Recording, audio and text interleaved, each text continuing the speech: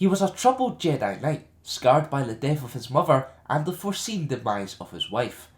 Although he was taught well by Obi-Wan Kenobi, Skywalker turned to the dark side after being twisted by the evil Darth Sidious.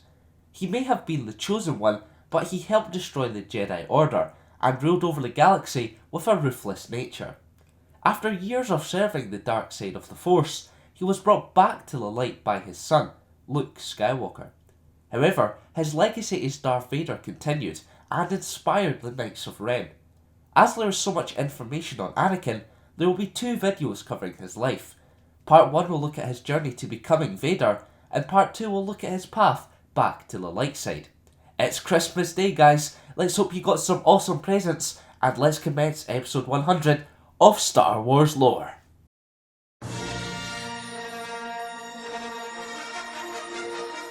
The Characters As presents Star Wars Lore episode 100, The Life of Anakin Skywalker and the Rise of Darth Vader.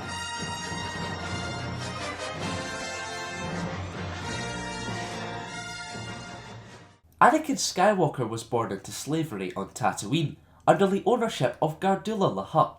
Interestingly, it is said that he was a creation of the Force, although some theories suggest a more sinister approach. Darth Plagueis may have been the one to create Anakin, and if you want more proof on that, check out Lore episode 31. Cough cough, cheap plug, cough cough. Anyway, at the age of 3, Skywalker and his mother Shmi were won by Watto from the Hutt after a pod racing bet. The youngster displayed a wide range of talents early on, whether it was his piloting skills or his ability to build. He created the protocol droid C-3PO for his mother just from scrap pieces, and it was able to withstand Tatooine's immense heat. When Anakin was 9 years old, he came into contact with Jedi Master Qui-Gon Jinn, Padme Amidala, Jar Jar Binks, and R2-D2. They were looking for a new hyperdrive for their damaged ship, and the four found Watto.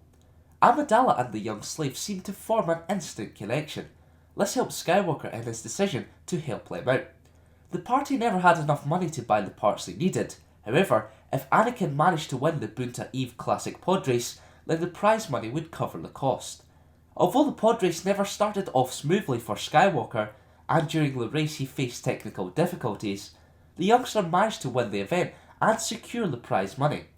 Due to his incredible reflexes, Jinn took account of his midichlorian levels. They were off the charts.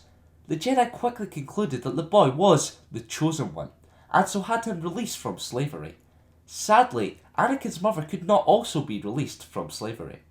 After a heartfelt goodbye and the promise that he'd come back for his mother, Skywalker accompanied the party back to Coruscant. When they reached the galactic capital, Jinn presented the former slave to the Jedi High Council. Although they heard the claims that the boy would bring balance to the Force, the Council did not grant him Jedi training. This was due to the fact that he was too old and displayed emotions connected to the dark side. Not giving up, Jinn insisted that he would train Skywalker. Because of this, he accompanied Qui-Gon and his Padawan Obi-Wan Kenobi in regaining control of Naboo, a planet held captive by the Trade Federation. Although he was told to stay hidden whilst the two faced the Sith Darth Maul, Anakin accidentally took flight in a Naboo starship. He put his incredible piloting skills to great use as he flew inside the Trade Federation's droid control ship and fired 2 missiles at its reactor core. The ship imploded, and this caused the droid forces on Naboo to power down. Skywalker single-handedly managed to end the Battle of Naboo and help regain control of the planet. Unfortunately, the celebrations were cut short when he realised Darth Maul had slain Jinn. This was a massive blow to the youngster. Not only did Qui-Gon free him from slavery, the Jedi acted like a father figure for Anakin. However, in Jinn's dying words, he told Obi-Wan to train the boy. The two paid their respects to the Jedi Master at his funeral, and Kenobi informed Skywalker that he would become a Jedi. This was reluctantly accepted by the Jedi Council.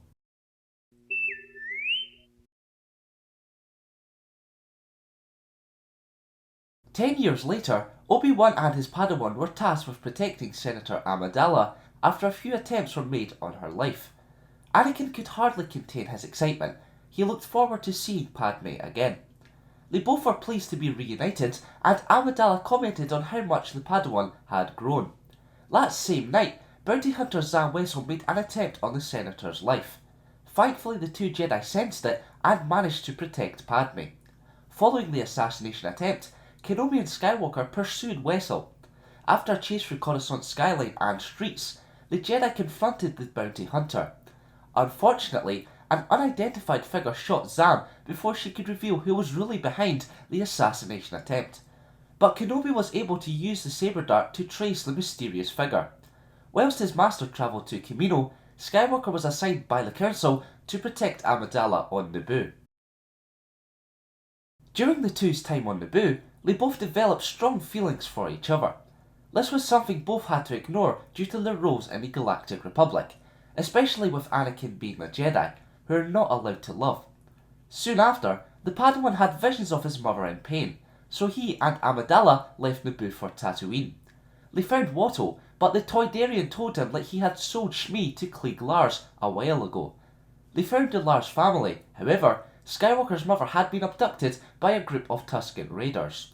Although his brother-in-law Owen Lars warned Anakin that Shmi may already be dead, the Jedi headed to the Tusken Raiders' location. Unfortunately, his mother died in his arms, which enraged him. He slaughtered the whole village, including women and children. After failing to control his emotions, Skywalker took his mother's body back home and gave her a funeral. Still upset, he claimed that he would become so powerful he could save the ones he loved from dying. The passing of Shmi left her son emotionally scarred and with a feeling of guilt. Not long after, Anakin received a message from his master, which he had to send forward to the Jedi Council. Kenobi discovered a separatist presence on Geonosis. However, he was soon captured. After realising this, Skywalker and Amidala travelled to the planet. Unfortunately, it didn't take long for the two to also be captured. They soon reunited with Obi-Wan. However, they all had to face the beasts of the Petranaki arena after being sentenced to death. Before they entered the arena, Anakin and Padme decided to confess their love due to the fact they were possibly about to face death. They kissed each other and hoped for the best. To the surprise of the crowd and the separatists, the Jedi and Senator managed to survive and soon turned the tables on the whole thing, but they quickly found themselves surrounded by droid forces. With exceptional timing, a Jedi strike team led by Master Mace Windu entered the arena. However, they were soon outnumbered and had to be rescued by Yoda and the Republic's new clone army.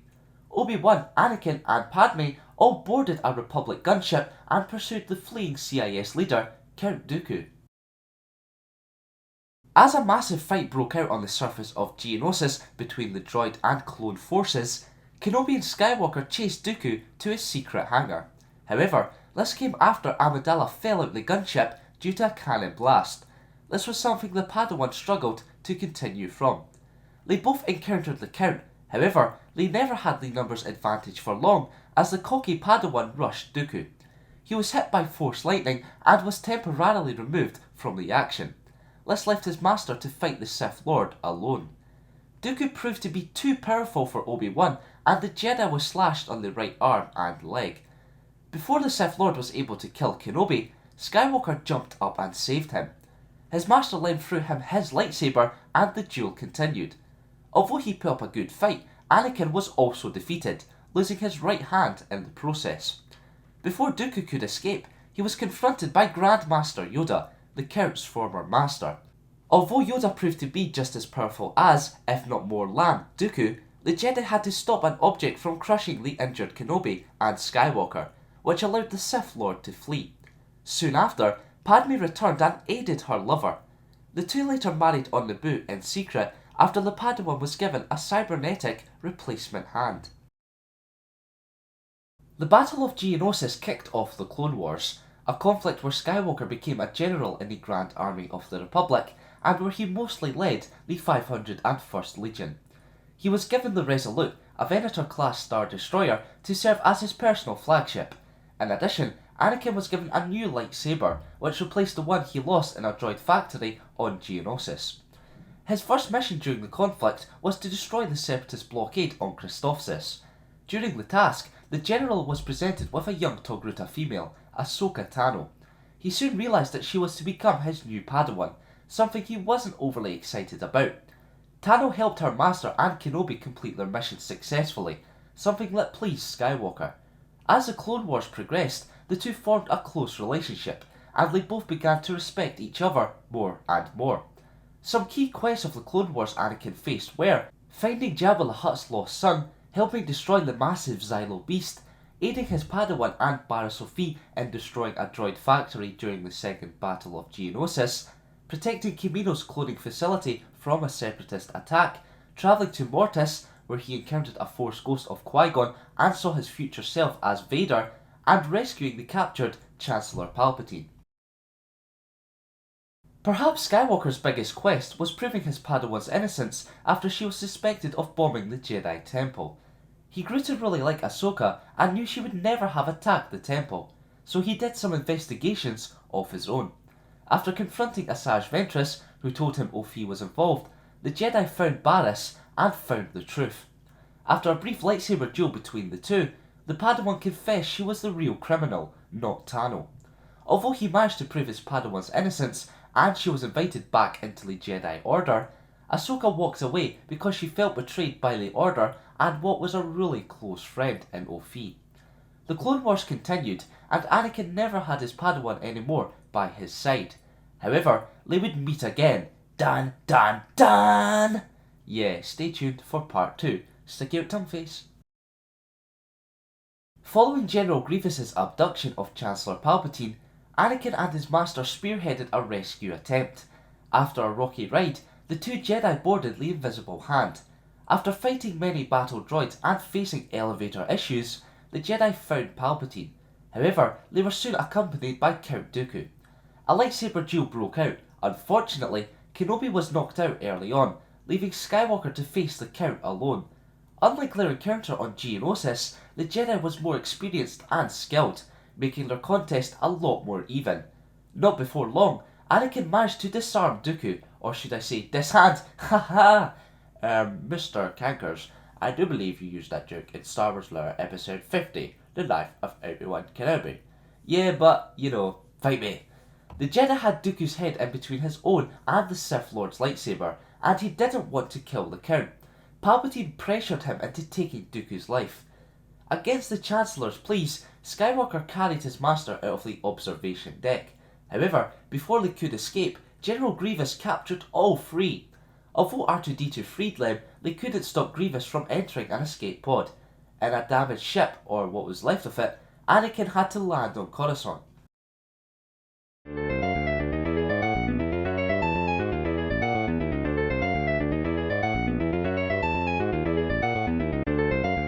Now it's time for this week's question, or part 1 of it I suppose. Do you blame Hayden Christensen or bad scripts for the poor Anakin performance? Let me know in the comments below.